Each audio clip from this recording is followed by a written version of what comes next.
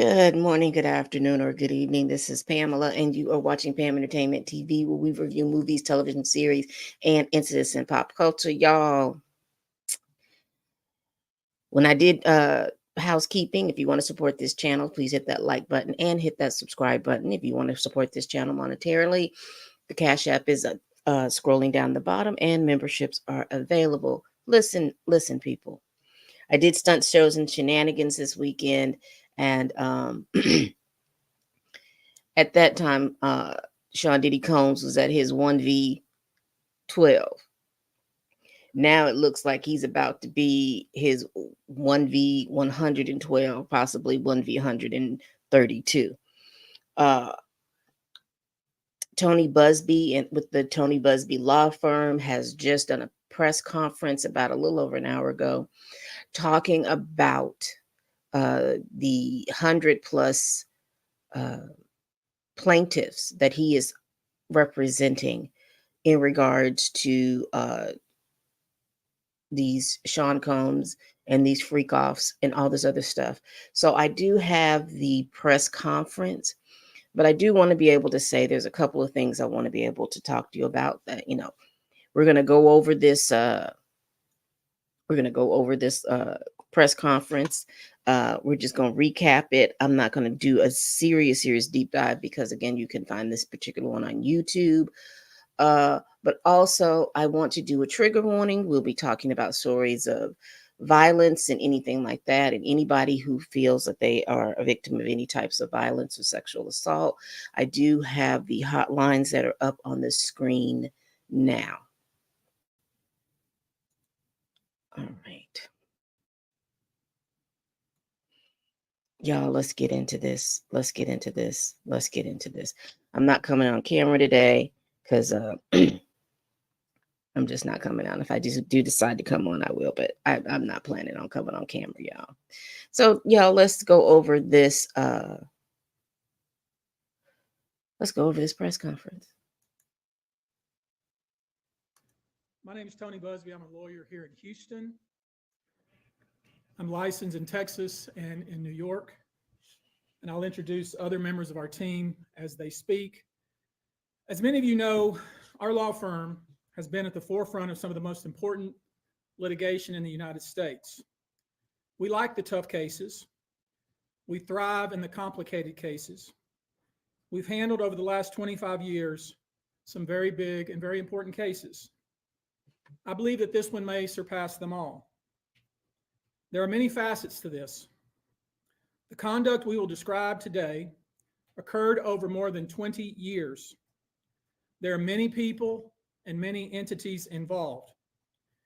And we're going to follow this evidence wherever it takes us. We will find the silent accomplices. We will expose the enablers who enabled this conduct behind closed doors.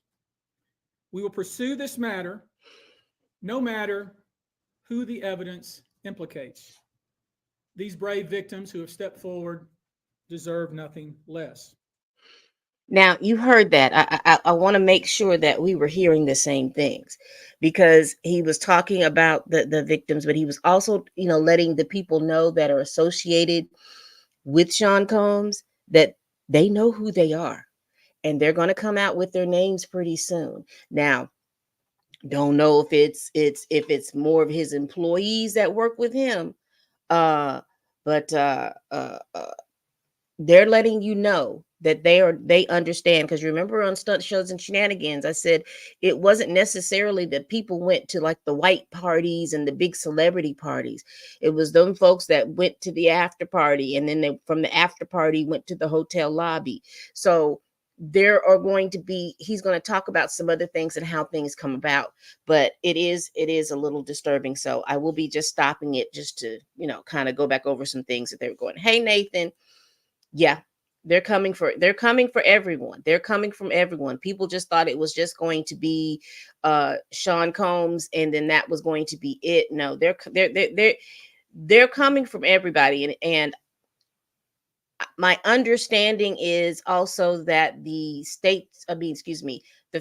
federal prosecutors are also talking with some of these people. So let's continue.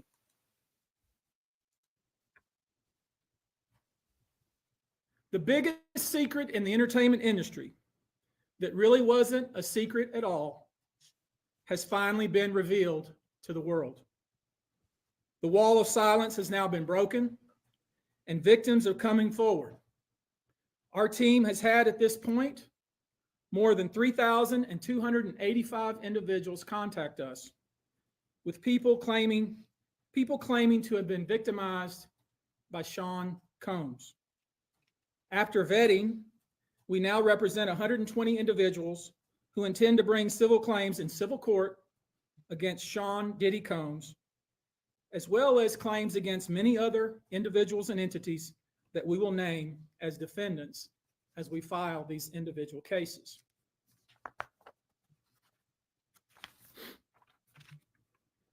And you should know, to the extent the clients feel comfortable, we also intend to make these individuals available to the authorities, specifically to the FBI. And you should also know a few of them have already been spoken to by the FBI. Now, before we discuss the nature of the claims and claimants themselves, let me comment on the large volume of calls we have received since our first announcement. Even before the indictment of Sean Combs, we had received a small volume of calls and had screened a handful of cases. After the indictment of Sean Combs and the announcement that we were pursuing these claims, the floodgates opened. People who wouldn't otherwise, for a variety of reasons, are now stepping forward to make their voices heard and to pursue justice. But no. Y'all heard that? Did y'all hear that? Hey, Nathan, I see you. Hey there. How are you? I'm just not going to be on camera today because, I'm feeling a little peckish. But anyway. But did y'all hear that? This man said that they received 3,280 calls. They vetted all those calls, and they have 120 individuals bringing a lawsuit. So that's a 1v30, 132. And then also you have to look at the fact that they are out here talking about other people who have possibly had some dealings with this. So you're not safe out here. You're not safe. If you participated and did all of the things that they are about to describe and you were there, y'all are not safe. Y'all are not safe. Most of these people are scared. They fear backlash in their communities. They fear backlash in their own families. They are afraid of retaliation from the perpetrators and their associates. They are rightly afraid for their own personal safety. I expect that through this process, many powerful people will be exposed. Many dirty secrets will be revealed. We know what we are potentially up against. And as is always the case in situations like this, when a celebrity is involved, people can be downright mean and nasty. You would be shocked at the length fans will go, no matter the evidence to the contrary, to defend celebrities they love. I mean, there's a reason for this word fans. They're fanatics. I've personally already been threatened multiple times on social media. And when I agreed to pursue this, I expected as much. This isn't my first rodeo. But victims who step forward to have their voices heard should not be subjected to that kind of conduct. They should not be targeted. I want to say this, and I want to be clear about it.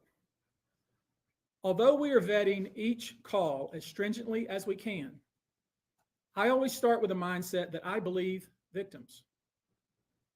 I believe victims because I understand the tremendous courage it takes to step forward. So if you're watching this, please hear me. If you're out there and you have been victimized, you are not alone. There is a great strength in numbers. You can seek redress. You can obtain justice. We can help you, and we will help you. That being said, as stated, we are vetting every call that we receive. We have had to turn away some. For each, we ask for corroboration. For each, we ask for the identity of witnesses. We also have collected pictures, videos, texts.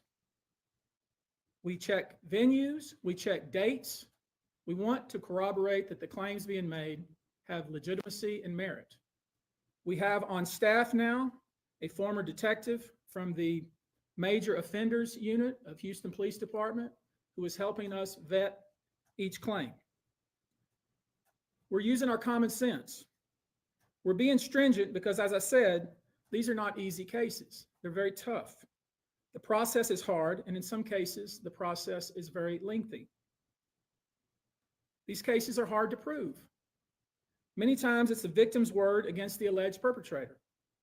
Each of these victims will no doubt be publicly attacked by the alleged perpetrators, and in some cases, the general public.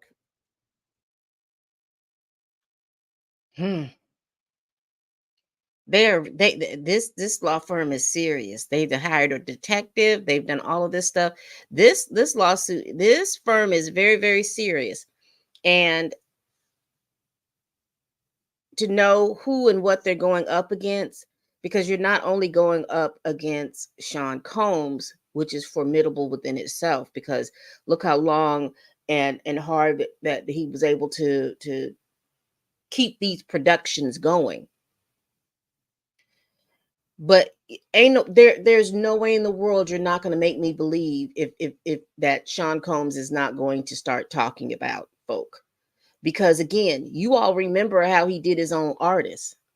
I mean, you think about all the artists that he had on his record label and how he treated them. There's no way in the world you're going to make me believe that he is not going to rat out, talk about, or anything like that anybody else. He doesn't have that type of I don't know if you don't want to call it that. He don't have that kind of temperament. He doesn't seem like he has that kind of temperament. And we're going to see. But this is going to be something. Let's continue this because this is about 37 minutes and I want to get as much of it down as possible. The feckless and cowardly keyboard warriors love to attack. We know what we're up against. We did not enter this fray blindly. He talked about y'all keyboard warriors. I wish this type of behavior wasn't so pervasive, but it is what it is, so we will press on. As I said. So in other words, you little keystroke bandits, you little keystroke warriors that want to get on here and spew out all this stuff and why she did this and why they did that and who they did this to and all this other stuff. They're ready for y'all. They ready for y'all. They are ready for you all in your shenanigans online. They're ready for y'all. They are ready for y'all. So y'all can get up here and do interviews and talk about, try to conflate the issue about there's nothing wrong with people being freaky. And that's absolutely not. There's not a thing wrong. That is not the purpose of this. But there is something wrong when you're doing the things that are described in this press conference in order for you to do these things. When you're using your power and your resources to make sure that people say nothing about the stuff that you're doing. Because if you want to do it, you do it. I'm quite sure that there are several willing participants that would want to do this. But then when you take people who are not willing to do certain things and you do this stuff anyway, you're going down. And I don't care who you are. Black, white, Asian. I don't want to hear all of that. Oh, well, they're trying to take a black man down. Stop it. Because I'm telling you right now, you have a lot of black men that are not engaging in this type of stuff. Now, there are people out here doing way too much, and they shall be, and they should be punished for that. But you get to these types of heights and you do this types of stuff, and you don't think that it's going to come back at you, child. Our law firms have been retained by 120 individuals at this point to pursue cases in civil court against Sean Diddy Combs. You should know, in this group, it is evenly divided between males and females. I'll be darned. There are 60 males and 60 females who have joined us to pursue these claims as plaintiffs. In this group, 62% identify as African American, 30% are white, and the remainder are Hispanic or Asian. The victims are from more than 25 states. The majority are from California, New York, Georgia, and Florida. And I want to focus on the ages of these victims. When we talk about the ages of the victims when the conduct occurred, it's shocking. Our youngest victim at the time of the occurrence was 9 years old. We have an individual who was 14 years old. We have one who was 15. 25 of the 120 individuals who are plaintiffs in these cases were minors at the time of the acts complained of. The time frame of the acts complained of is very wide. The conduct at issue spans from the years 1991 all the way till this year, 2024. If you wonder why there are so many alleged victims, that's your answer. We're talking about more than 25 years of this type of conduct. Now, although most of the victims who have stepped forward were victimized after 2015, this has been going on for a very long time. Y'all hear that? Did y'all hear that? I put that information in there. These are people from 25 states. 60% of them are Black, 30% of them are white, which leaves about 30, 60, 10% other. 25 of this 120 people were minors when all of this occurred, with one of them being as young as 9 years old. I just need y'all to, I need y'all to hear and see real quick. Putting up this trigger warnings because this stuff is very, very is going to get very, very detailed in a minute. So if this is something that you do not, that triggers you, there's numbers right here. Y'all need to go ahead and pull on out the live, baby, because this is gonna be a lot. This is gonna be a lot. Let's continue. Now, when you think about the fact that some of this conduct occurred 25 years ago, and you wonder why would it take somebody so long to step forward, I want to remind you that many states in the United States have recognized that it's very difficult for a victim to step forward and to make these types of allegations when something very terrible has happened to them. I'll use New York, the state of New York, as an example. The state of New York has specific statutes in place that revive claims that are even claims that would typically be not able to be brought, that revive such claims, and they can be brought even 25 to 30 years later. Because there's a recognition there in New York and California and other states that it's very difficult for a victim to come forward. And I would respectfully suggest the only reason many of these people are coming forward because they see other victims coming forward. And it gives them some comfort that, hey, I won't be the only one. And I expect more victims will come forward. There's an old saying that says, a lie has great speed, but truth has endurance. The acts complained of in these cases that we're going to file occurred primarily in New York, either Manhattan or the Hamptons, or occurred in California, primarily in Los Angeles, or in Florida, primarily in Miami. Most of these events and incidents occurred at parties, typically after parties, or album release parties, New Year's Eve parties, 4th of July parties, something they called a puppy party, the all-white party, although several of these events occurred at auditions. Many times, especially young people wanting to break into the industry, were coerced into this type of conduct in the promise of being made a star or in the promise of having Sean Combs listen to their tape or even let them read. Y'all went to the party and then the after parties and then the hotel lobbies and then the yachts. Like I said, I think, again, those that stayed to the after party from the big party, the white parties and stuff like that, baby, wasn't good for y'all. Read for Sean Combs. You should know that some of this behavior occurred at well-known venues in New York City. Some of this behavior occurred at private residences of people that we all know. Some of this behavior occurred at hotels that we're all familiar with. You should know that more than 55% of the victims filed reported this conduct to either the authorities, that is the police, or to hospitals. We're in the process of collecting with our team assistants, medical records, reports that were made to the authorities. And I've already said that some of the individuals in this group did in fact talk to the FBI.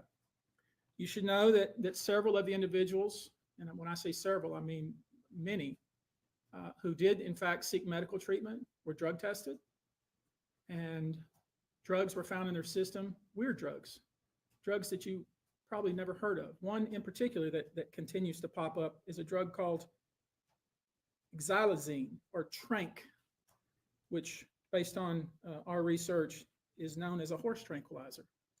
Y'all get out of here. Y'all get out of here. Horse tranquilizers? That sounds like on the same lines as like ketamine and all them. But I wanted to go back to what he said because I'm trying to just like type up the little stuff that he says in the chat and just put it up here.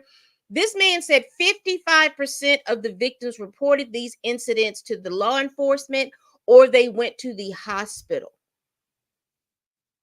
So that tells me there are police reports out here on this thing. Now, if you all, I want to take y'all back to Lil Rod. You remember within his lawsuit, you remember Lil Rod said that Puffy had people who had ties and connections with the police department. I'm not inferring anything. I'm just going back to remember that Lil Rod lawsuit. Y'all go look that up. But he does mention there was an incident that happened in a studio there where someone was almost pruned from the timeline. And one of Puffy's security guards had ties to the police department. This is about, y'all, this is about to get real interesting because we talk about this stuff in terms of anecdotal, we're sitting up here talking about all this stuff and conspiracy leading, but this man just confirmed that there are police reports out here. There are medical reports out here in regards to this stuff. Y'all.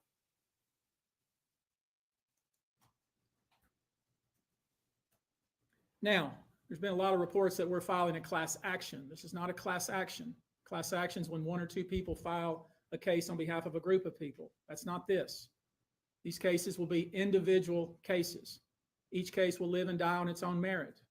These cases will be filed individually, one plaintiff against whoever the defendants were involved in the case.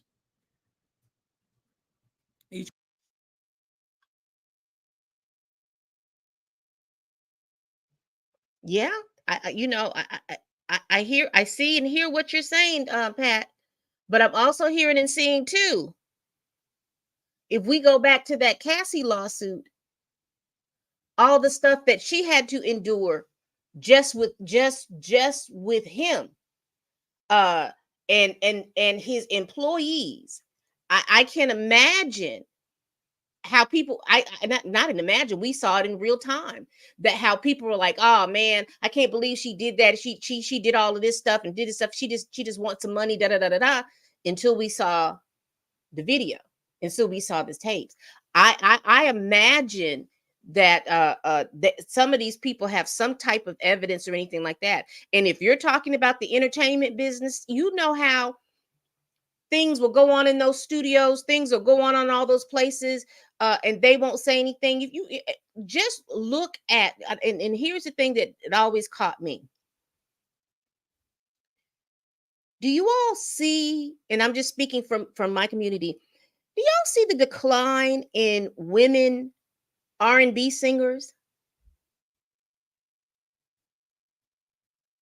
I want y'all to go back and pinpoint where you started to see the decline of women R&B singers. Because at some point around the 2000s, the record labels started merging within each other and all that other stuff. And you notice that there's a big decline when you talk about Black women R&B singers that come out. And you notice there's such a decline. And you notice that there's such a decline of, you're talking about, because you start hearing, you watch on YouTube and you see these women, and I mean, they can get out here and they can blow better than the people who the industries are pushing forward. But haven't you noticed that there's such a big decline in that? That's just a conspiracy theory that I'm throwing out there. But just notice that. But yeah, this is a lot. This is a lot. And I'm willing to bet you, because we heard in was it in the indictment where Puffy would have these recordings and pull it and hold it over your head. So I'm quite sure a lot of people just didn't want the embarrassment of it all. But yeah, there's a lot of folks out here that know a lot more. Each case may be filed in one venue like California, another case may be filed in New York. One case may sue just Sean Combs, but multiple other people. One case may sue a range of people. I would expect most, though, to be filed, as I said, in New York and Los Angeles. Now, I know this. Many of you came here thinking or hoping or perhaps believing that I may start naming names. Well, that day will come, but it won't be today. The day will come when we will name names other than Sean Combs, and there's a lot of names. It's a long list already. And of course, I already know who some of these individuals are, but because of the nature of this case, we're going to make damn sure that we're right before we do that. But the names that we're going to name, assuming that our investigators confirm and corroborate what we've been told, are names that will shock you. These are individual cases. There are indeed other perpetrators involved. They will be revealed when that particular individual case is ready to be filed. They already know who they are. And I'm talking here about not just the cowardly but complicit bystanders. That is, those people that we know watched this behavior occur and did nothing. And I'm talking about the people that participated, encouraged it, egged it on. They know who they are. I call them the facilitators of foul play, willing participants in vile conduct. As we identify them, each will be part of this case as defendants. These defendants will not only include individuals, but would also include corporate entities who ultimately profited off of this culture and behavior. I'm looking at banks, pharmaceutical companies, hotels. We know that many of these individuals were paid cash. We know that many of these individuals involved, whether they were the ones being assaulted and abused, or they're witnessing other people being assaulted and abused and then paid and threatened and told to leave. Typically paid 10 grand in cash and told to leave. And then threatened as they were leaving.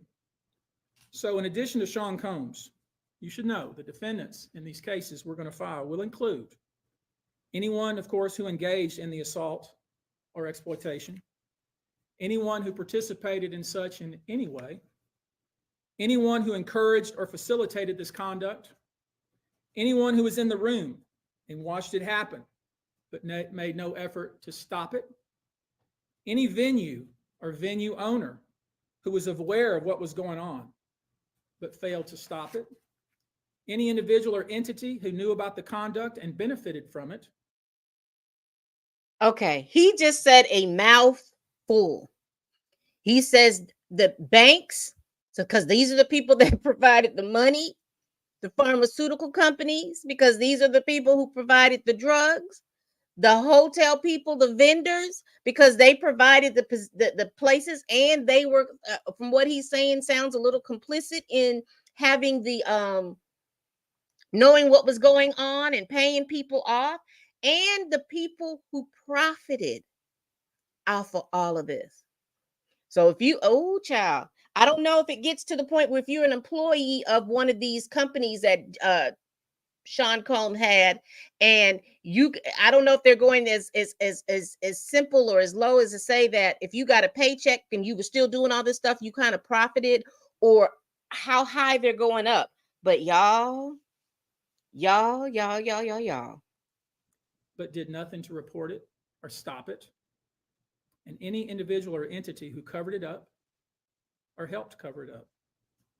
These people who know who they are should just come forward now. I would imagine, as we speak here, there are a myriad of people who are very nervous. You can't hide skeletons in the closet forever. I would expect there are many people out there right now who are desperately searching their memories as they delete their texts and data. Now, although these are in fact individual cases, there is a common theme, an MO, if you will.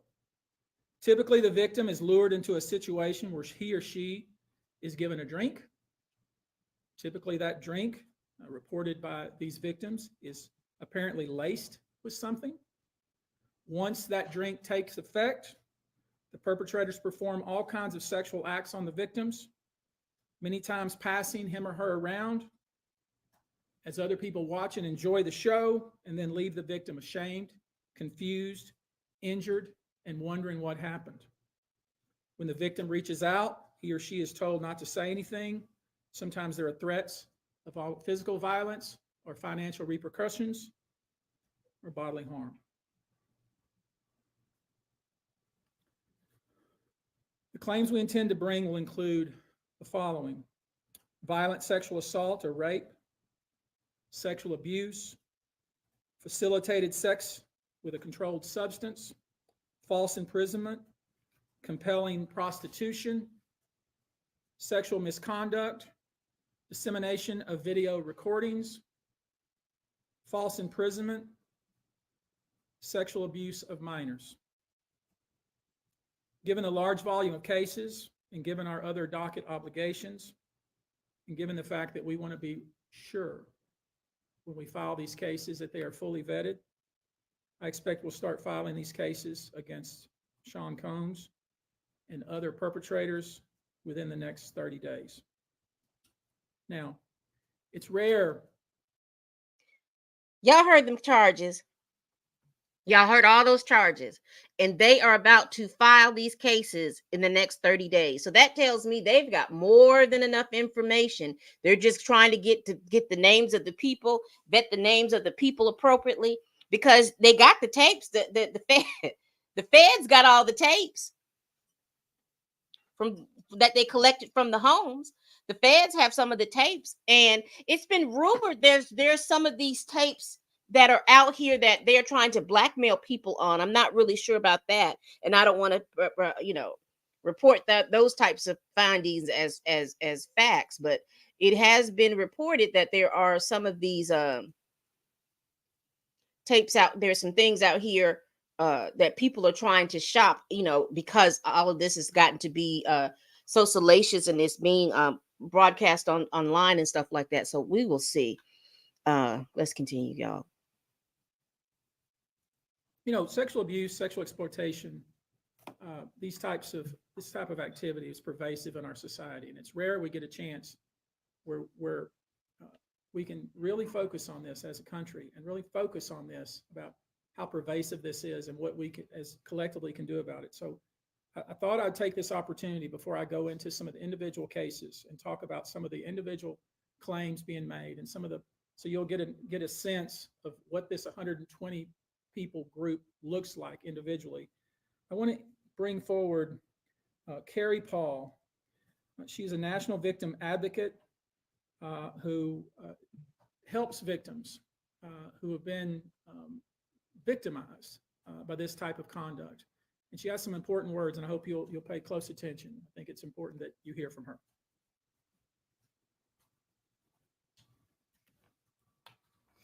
Hello, I'm Carrie Paul with the National Victim Advocate. It's not easy for any survivor to come forward. Our culture doesn't believe survivors. It blames and questions them. Instead of showing support, many choose to enable abusers. The media runs stories asking why it took so long for survivors to come forward instead of asking what barriers exist. We also don't equip law enforcement with the ability to handle sexual assault crimes. Lack of funding translates to lack of training. We have officers in the field that don't know what to say to a rape victim, and also an alarming amount of backlogged, untested rape kits. Prosecutors are focused on what they can prove in a case, and if so, how to do that at time of trial. Advocates and staff are stretched thin with growing caseloads in the criminal justice system. Most people don't know how the criminal justice works in general. There isn't enough staff or resources to adequately explain the entire process to every victim and survivor. Our culture works against victims and survivors every day, and abusers know this. Abusers work themselves into positions of power, building a public image that is trusted and financially large enough to make people look away. Abusers are unfortunately very skilled at power and control, the foundation of abuse.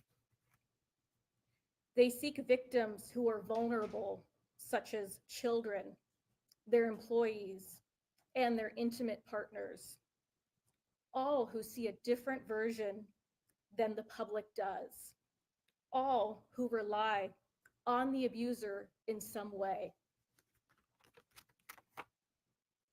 And for those that do come forward and aren't believed, face questions like, are you sure it happened that way? Were you drinking? What were you wearing? All of this creates an environment that enables abusers to continue abusing them and future victims. To the survivors that have come forward despite not being believed at some point in time, your courage is like nothing we have seen before. We thank you for coming forward for yourself and all survivors. And lastly, I want all survivors that are watching this to know we believe you and we support you. Thank you.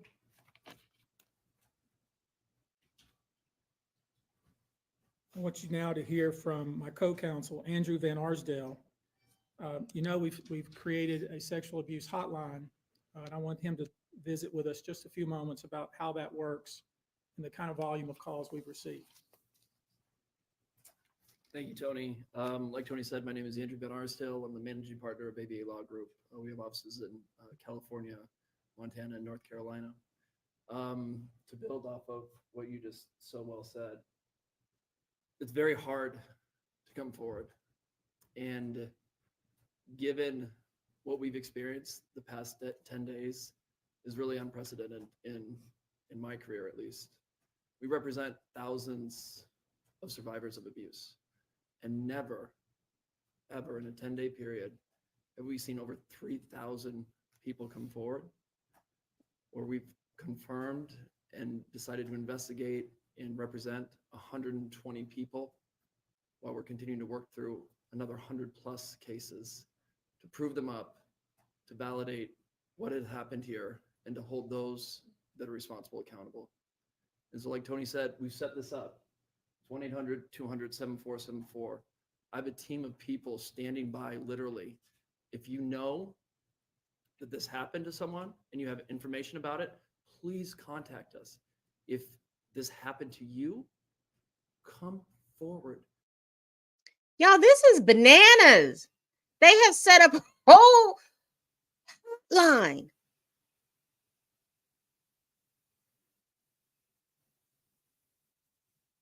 There's attorney-client privilege here. What you tell us is in confidence. Yes, we'll have to go out and build your case, but we will protect you. And the other thing that I want to say is the pattern and practice of this, again, is unprecedented. Over 30 plus years of the same sort of events happening, people thrust into the circle reportedly, and horrible things happening to them as a result. And from talking to these people that have come forward these past 10 days, I can tell you unequivocally that because the federal government did what it needed to do and indicted this man, that they put him in jail and a judge kept him in jail, they tell me directly, this validates my feelings. For so long, I thought it was my fault. What is it about me that put myself in that scenario? What was I wearing at the time? What did I do to be subjected to such horrific treatment at these people that I was trying to trust? When we know now, it was not your fault. You were victimized by a group of powerful people that operated for 30 plus years, taking advantage of their wealth and the power that they held within the music industry. So again, thank you to every single person that has come forward and contacted our office over the past 10 days. If you or someone you know suffered the same sort of treatment, please contact us at the number behind me and we will help you. Thank you. I think it speaks to how important this issue is in the United States and frankly, internationally, that we have reputable people here that want to provide kind of information that I think victims need to hear, witnesses need to hear, the public needs to hear. Let me introduce to you now Olivia Rivers from the Texas Association Against Sexual Assault, and let her visit with you a few moments about these types of cases. Thank you. Good afternoon, everyone. My name is Q Olivia Rivers. I am just served my 6th year as the board chair for the Texas Association Against Sexual Assault. I'm also the CEO for the Bridge Over Troubled Waters, which is a local rape crisis center here in the Houston area. So thank you for being here as we address these heinous crimes. Sexual assault is not just a crime of violence against the body. It's an assault on the very essence of human dignity and safety. It shatters lives, it destroys confidence, and all too often, it leaves survivors feeling like they are voiceless, isolated, and vulnerable. The reality for many survivors is that coming forward to report their assault is one of the most difficult and daunting tasks that they will ever have to do. And for some, it may take days, months, or even years to speak up if they ever do. The reasons for this have been mentioned, but include the fear of being disbelieved, being blamed or judged, and of course, retaliation. The trauma of the assault itself being compounded by the trauma of the criminal justice process, where survivors must relive their experience in order to seek justice. And these feelings and fears are further exacerbated when the allegations are against prominent figures in the entertainment industry or Hollywood. Cases involving powerful figures often attract significant media attention, which can deter victims from coming forward due to fear of public exposure or scrutiny. The intense focus on these high-profile cases can make survivors feel that their personal lives are being put under a microscope, causing further emotional distress. These allegations mentioned here today, as reported, reflect deeply troubling claims that deserve thorough investigation, and no individual, regardless of their stature, is above the law or public accountability. Sadly, the statistics paint a very disturbing picture. According to the National Sexual Violence Resource Center, 1 in 3 women and 1 in 6 men will experience some form of sexual violence in their lifetime.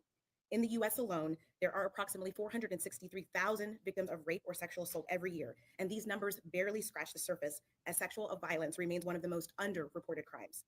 But the numbers that follow tell an even more troubling story. Only about 23% of sexual assaults are reported to law enforcement. Of those, just 5% lead to an arrest, and even fewer, less than 1% of reported cases, ever result in a conviction, which is a devastating gap between the crime and the justice that survivors deserve. I want to briefly focus on our state here in Texas. According to the Texas Association Against Sexual Assault, 6.3 million Texans, men and women, will experience some form of violence. That's every 2 minutes, someone is sexually assaulted, meaning during the course of this press conference, around 60 individuals will forever be changed by this violence. And those are just a few of the victims. Obviously, this is unacceptable. We cannot allow this cycle of silence and inaction to continue. We have to create an environment where survivors feel empowered to come forward, where they are met with empathy and respect and support, not skepticism and blame. We have to ensure that our legal system is equipped to handle these cases with the seriousness they deserve, and that survivors have access to the resources that they need beyond the legal courtroom. We have to address the root causes of this epidemic: prevention, awareness, and fostering environments where respect, consent, and safety are non-negotiable values. Additionally, support for survivors has to be holistic. They have to have access to counseling, medical services, legal advocacy, and of course, community support, regardless of whether they choose to report or not. To every survivor who has come forward, your bravery is an inspiration. To those who are still grappling with their decision, know that you are not alone and that your voice matters. Your story matters. We see you, we believe you, and we are committed to fighting for a future where sexual violence is no longer tolerated and where justice is not the exception, but the standard. Thank you. I want to visit with you real quickly before we close here about some specific instances without disclosing the victim's name. You probably know that depending on the age of the victim, you can file these cases, these individual cases, under Jane Doe or John Doe. Each state is different in that respect. Typically, there is a balancing test, like the public's right to know the name of the victim and plaintiff versus the confidentiality and the safety of the plaintiff. So we'll have to struggle with that with each one of these cases. Our intention, of course, is to, like we always do, file these cases under a pseudonym until the court tells us otherwise. But let me share with you a few, just kind of give you a sense of the kind of cases and the kind of instances that people are calling and reporting that we are trying to corroborate, vet, and these are the ones that we've already corroborated, vetted, and collected evidence on. One individual who was 22 years at the time she was assaulted said that the typical MO at one of these parties that have been widely discussed in the press was that when you were handed a drink, and now we know that the drink is laced with something, if you refused to drink it, you were kicked out of the party. Now, let that sink in for a minute. I mean, the admission to this party was that you had to drink the chosen drink that was handed to you. And now we know that in most cases, I would say 90% of the cases, these individuals. You know, we got corroboration again from Little Rod's lawsuit that this was going on. Individuals were drugged with some sort of drug. That was kind of the MO. Another instance, this individual who was 9 years old at the time was taken to a audition in New York City with Bad Boy Records. Other boys were there to audition as well. All of them were trying to land a record deal. All of them were minors. This individual was sexually abused, allegedly by Sean Combs and several other people at the studio in the promise to both his parents and to him himself of getting a record deal. Another instance, another minor, told allegedly by Sean Combs that he would make him a star, but he needed to visit with him in private about it, away from his parents. Once they were in a private area, allegedly Mr. Combs made the victim perform oral sex upon him. Another incident, an individual 15 years old at the time, flown to New York City to attend a party, was drugged, and then taken into a private room, allegedly in the presence of Mr. Combs, where this female individual minor was raped, and then other individuals took turns raping her. Another individual, 26 at the time of the occurrence, was picked up allegedly by Mr. Combs and several other people in a black SUV from the airport, was given one drink in the SUV, and then literally woke up the next day not knowing what had happened, but with pain and damage to both her vagina and her anus, where she then went to the hospital. She was missing her underwear and her shoes. Another instance, individual, this time not a minor, attended a group dinner, allegedly with Sean Combs in Miami. She wasn't drinking because she was pregnant, but whatever she drank at the table, apparently, at least according to her, was laced with something. She blacked out, and she woke up in the same bed, again, allegedly, with Mr. Combs in his mansion in Miami. Her vagina and her anus were torn and sore. And I could go on. I mean, literally, you're sensing a theme here. It's the same theme, and it all involves some sort of drug. One instance, an individual who was 20 years old at the time was asked to attend, just saw her on the street, asked to attend a party in a hotel. She was flattered, went to the party, was given one drink and doesn't remember anything else. Ultimately, was so messed up, went to the hospital where they found cocaine and this horse tranquilizer in her blood system. I want to give you a quote from a very young man who told us over the phone about his experience and all the things that happened to him. He says allegedly at the hands of Sean Diddy Combs and his friends in the effort to try to sign a record deal. This was kind of what he was told he would have to do. His quote is, "Had he not been in power, I feel like I could have been something great. I quit the industry because of what Sean Combs did to me." And that's really what it comes down to. We are pursuing this, asking you to support this effort, to encourage witnesses and victims to come forward and bring your evidence so we can continue to break down this wall of silence, and we can continue to have these stories heard. This is the beginning of what I hope to be a national dialogue.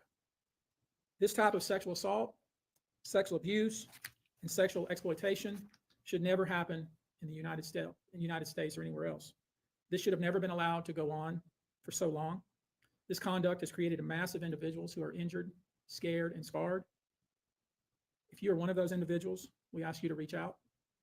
If not to us, to someone you trust. If you are someone who witnessed any of these events, we ask you to reach out. Your name can remain confidential.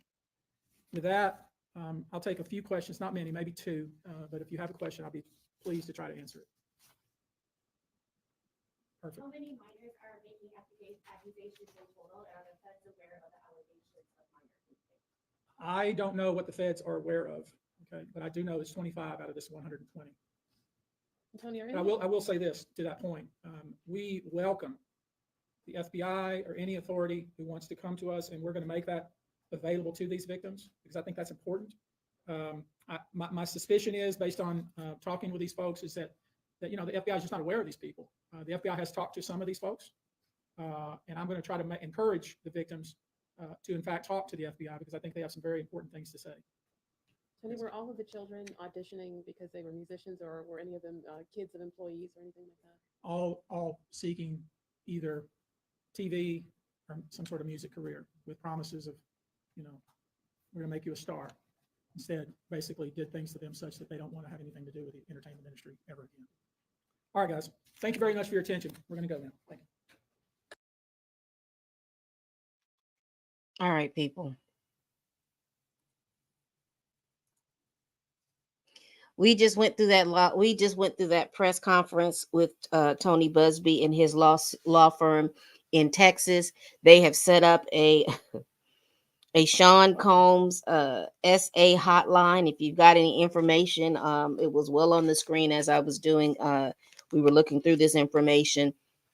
There's a big old hotline going on. I posed this question early. I made this statement earlier, and he's keen to say before about how a lot of people have been disillusioned by the music business because of, and I want to be very clear. I do not think that Sean Combs is the only person that as we are being accused of this type of behavior. We if you have had any adjacency with the music business, if you've had any adjacency with some of the people in the entertainment business, there are a lot of people that go and they want to be singers, dancers, actors, all of these types of things, music producers and things like that, that have told about horror stories. And the thing that always seems to come back is that people talk about these stories, even though these stories are horrific, they talk about it like it's the norm. Like if you got to pay to play, you got to do these types of things. As we kiki and laugh about like the infamous casting couch, but you have to understand what's really, really going on in that situation. In all of these things, what's going to be interesting, I am sensing with this case, and we've had other cases to go on. Excuse me, one moment. Excuse me. I tried to press the mute button before I sneezed in your ear. I apologize. If these lawsuits are as pervasive and they start naming so many different names of people who I think, let me put that little thing that he said, naming of names that will shock us. There were watchers, there were participants, and there were facilitators of foul play. The entertainment business is going to have to brace itself, and they're going to now have to have someone come in and police it in this way. I don't know. But there's a lot of stuff going on. So I don't want to be on here any longer. I just wanted to go over that. And I thought listening to Tony Buzbee from his words talk about what he has and the lawsuits that he is going to be doing, and it's interesting enough that they are talking about suing individual, I mean, not a class action suit, but each individual having their day in court. So you're talking about 120 individuals having their day in court. So, y'all, what do y'all think? Y'all put it down in the comments. Thank you all so much that joined this impromptu live stream. I saw this press conference, and I did want to kind of go over it, and I thought it would be best that if he would say it in his words and we kind of just kind of go over the stuff that's going on. But these are the things that I got out of it, that they had. Let's go back up, because I tried to make sure that I put everything in there. They had 3,280 calls. They have vetted those calls, and now they have 120 individuals bringing lawsuits. The people out of the 120 that they're bringing lawsuits, they come from 25 different states. 60% were Black, 30% was white, with 10% being other. And out of that 120, 25 were minors at the time that the incident occurred. They said that these incidents happened in homes and venues in Los Angeles, Manhattan, the Hamptons, and Miami. They said that 55% of the victims that they're representing reported these incidents to the police, and also had gone to the hospital where tests were completed. And let's see. They said that names will be named soon, and that the names will shock us. They talk about they're going to be naming the people who watched and didn't report. They're going to be naming the people who participated, and they named or lumped all of these people into facilitators of foul play. Some of those facilitators of foul play included banks, pharmaceutical companies, hotel employees, venue employees, and possibly employees of Sean Combs. With the out of this 120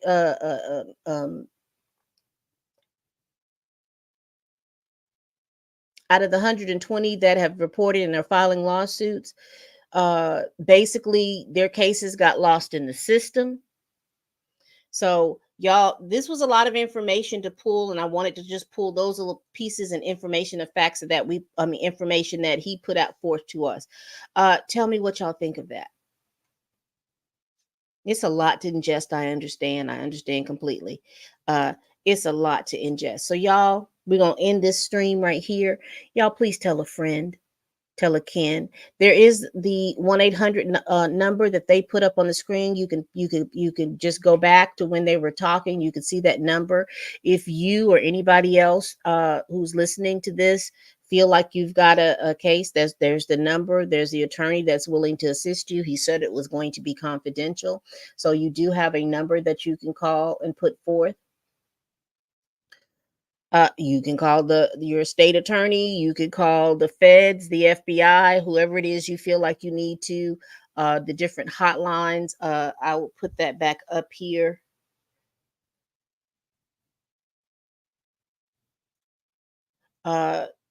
Here's the domestic violence hotline and the SA hotline up here. I'll put that up here for a few more seconds, Ed, if you want to get that number, or you can just rewind this stream and get that number.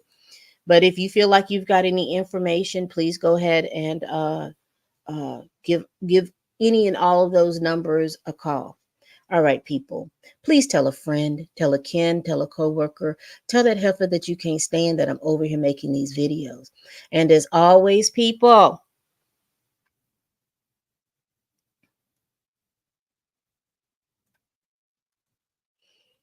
bye-bye.